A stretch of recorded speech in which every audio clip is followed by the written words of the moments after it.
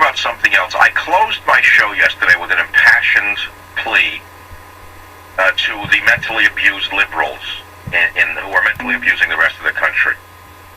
You see, the problem with people who have been mentally abused as children, or physically abused, is they tend to abuse everyone around them as adults.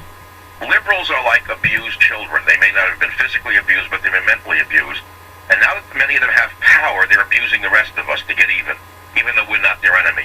So I closed my show with the following epilogue, and here's what I said.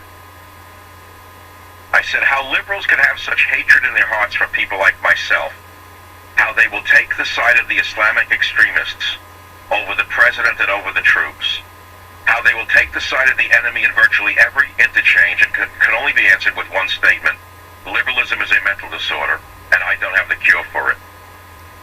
And I then said, those of you who think I'm your enemy, if you think I'm a bigger enemy to you, for example, let's start with this. For those of you who are obsessed with certain topics, and you think that I, a frank-speaking man, I, Michael Savage, am your biggest enemy, then you're proving to me that liberalism is a mental disorder.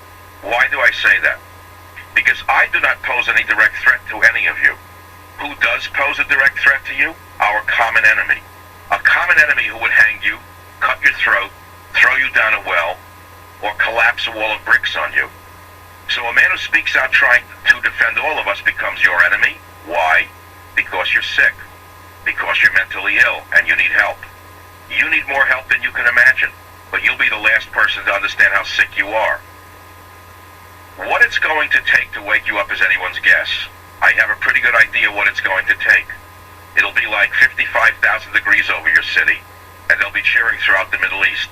And then one of you or two of you who are spending all of your days and nights now attacking Michael Savage will then come to understand that you have had bigger problems and bigger enemies than I. I don't expect you to change. I know you're mentally ill. I know that, and you can't help yourself. The mentally ill cannot heal themselves. I then go on to say, all you snotty liberals who look over all of these things like it means nothing. What's wrong with you? When did you lose your soul? When did it exactly happen? Was it the pot in high school? What exactly was it? The coke in the 80s? When do you think as a liberal you lost your soul?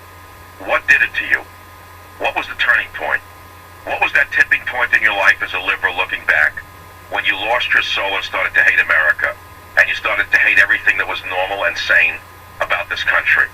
When did you lose your perspective on reality, is what I'd like to ask you. See, I don't hate liberals. I've got to make that very clear. Basically, they're not bad people by and large. They leave you alone. I don't like their politics. They don't like mine. But they're not harmful. Most of them are nice people. They're just pleasure-oriented. They like nice things and they want to be left alone. I understand that.